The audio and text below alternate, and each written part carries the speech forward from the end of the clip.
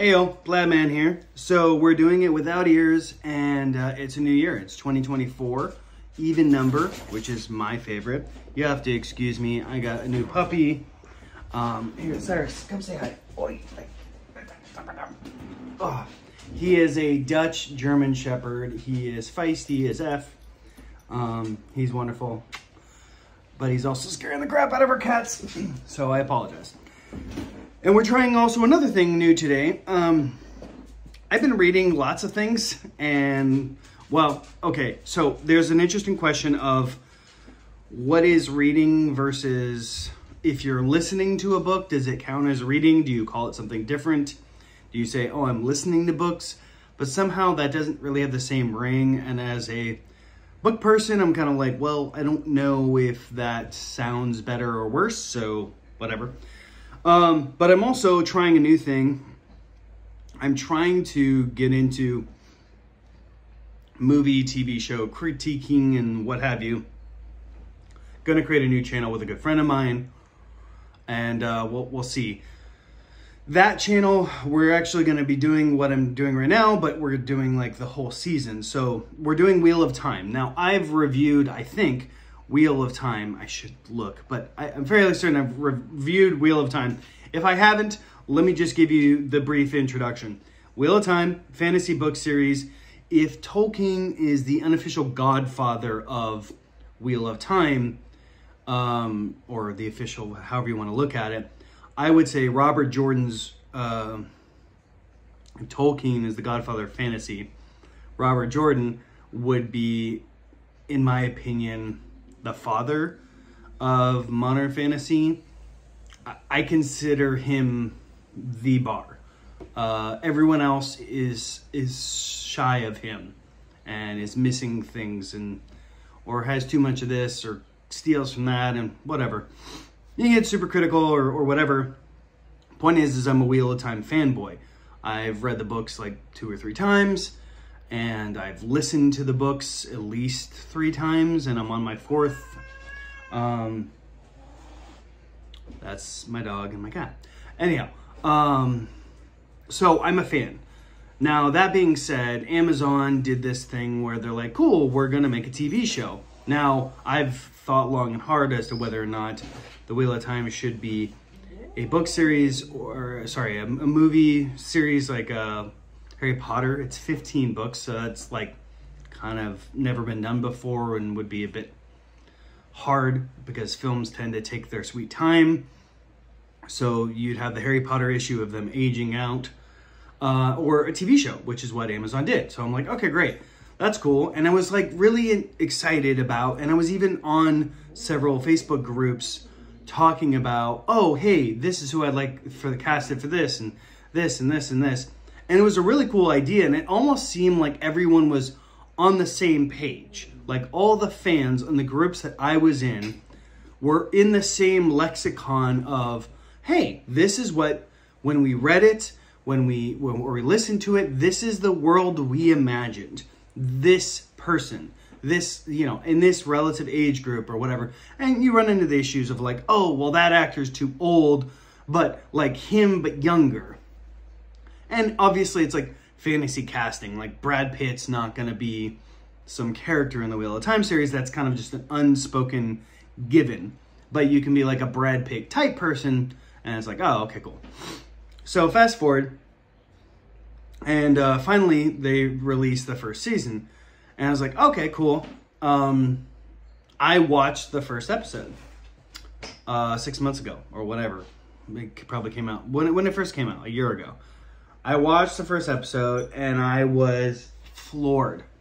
Absolutely floored by how bad I thought it was, how away from the material it was. And it wasn't like Game of Thrones away from the material. Like if you read Game of Thrones and then you watch the series, aside from the last season, I would argue that the Game of Thrones TV show is significantly better than the books.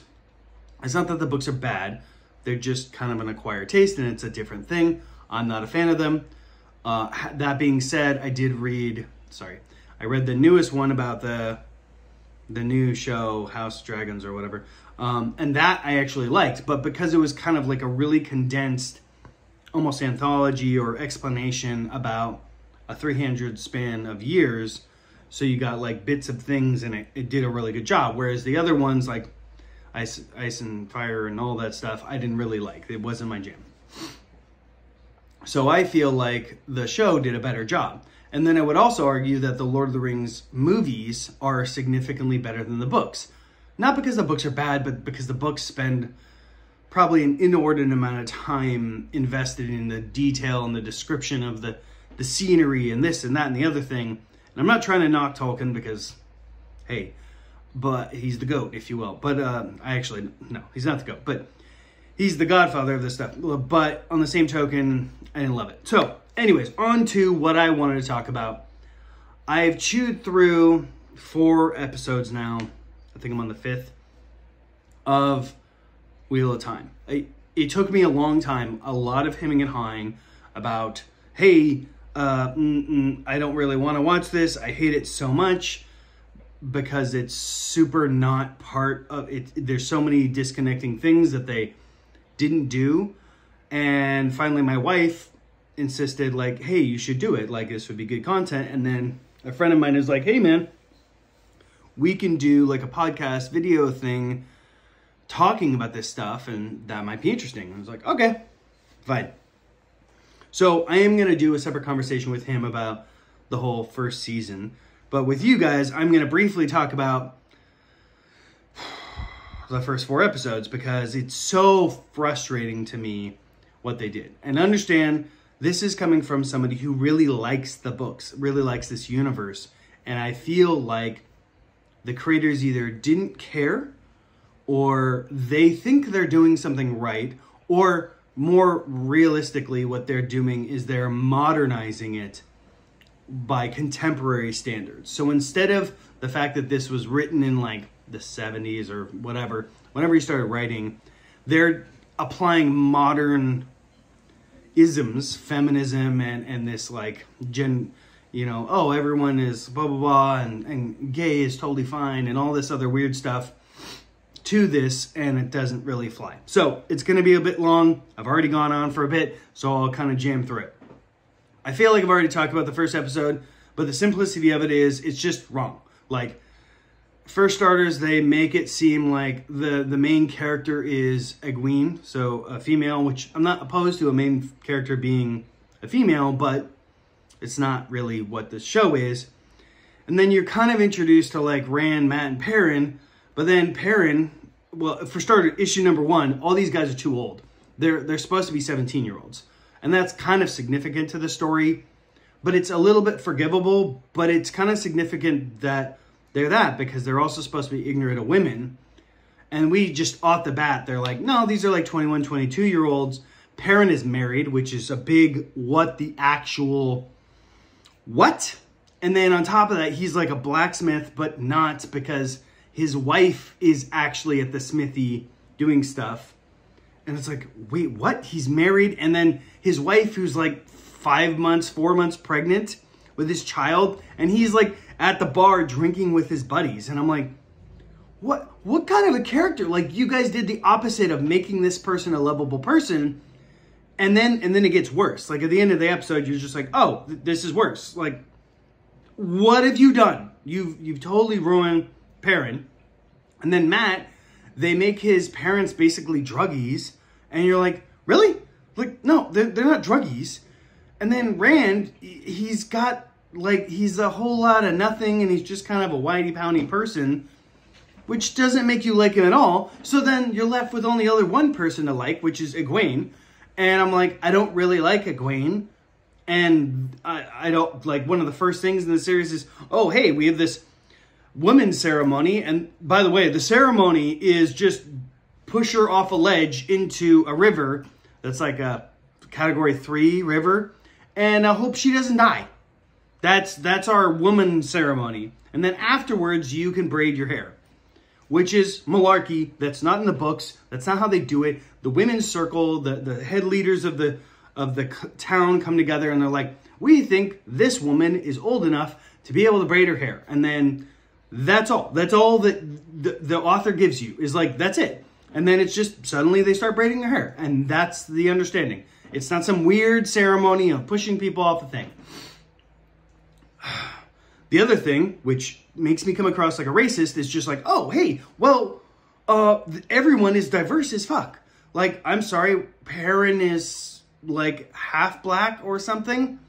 And none of these people, and they'll make mention later in other episodes, have like country British accents. Like, they don't sound rural British. They just sound what an American like me would be like, oh, that's just kind of standard British, like you were born in London or whatever. Like, it's pretty standard. It's not posh. It's not poor. You're kind of in the middle, and that's your accent. And I'm like, okay, but if you're going to make a reference to, like, I don't know where your accent is from, then you should probably have them have some certain accent. Furthermore, almost everybody else in the damn show has a British accent. And I'm like, well, this is Wheel of Time. Not everyone has a British accent. The point of this world is it's diverse as F. Like, super diverse. This town looks and feels and sounds this way. You go one town over, 100 miles, they look and sound another way. So it's very diverse inherently in the thing. Anyways, the battle that happens with episode 1 is just phenomenally upsetting, because it seems super rushed. It doesn't seem like we've built up or introduced our 4 main characters, I guess, at all. And we're just left with, oh yeah, no, and this is it. And I was like, I don't know or care about any of these people. You barely introduced anything. What are you doing? And if I go into like book mode, I'm like, none of this was realistically in the book at all. Like, the book lays out almost perfectly what you should do. Just do what the book did. So they'll like do what the book did, and then they'll slant way the heck over here, and you're left with, why did you do that? That's totally unnecessary, but that's what they do. Anyways, so that's kind of episode 1. And then at the end, it's just like, oh, hey, laissez-faire. Moiraine's like, oh, hey, you guys need to come with me. And they just do. They're like, yeah, we're just going to totally abandon our village because this Aes Sedai said that we have to come with her. And we are not going to ask questions, not going to him and ha. There's another wave of Trollocs coming down the hill that we can see clearly, which is super weird. So we're just going to trust her to do that. And like, that's not how that would work. So, yeah. Anyways, I'm going to end this video, and then I'll do episode 2, 3, 4. I might jam that all into one video, but yeah, this one's getting a bit long. I love you all. Happy New Year. Let me know if you want different stuff in the background. I am going to be doing more videos. Sorry, it has been such a long wait. There's been reasons and thoughts and stuff, but yeah, it's all right. We're gonna move forward. So, talk to you later. Peace out. Plaidman out.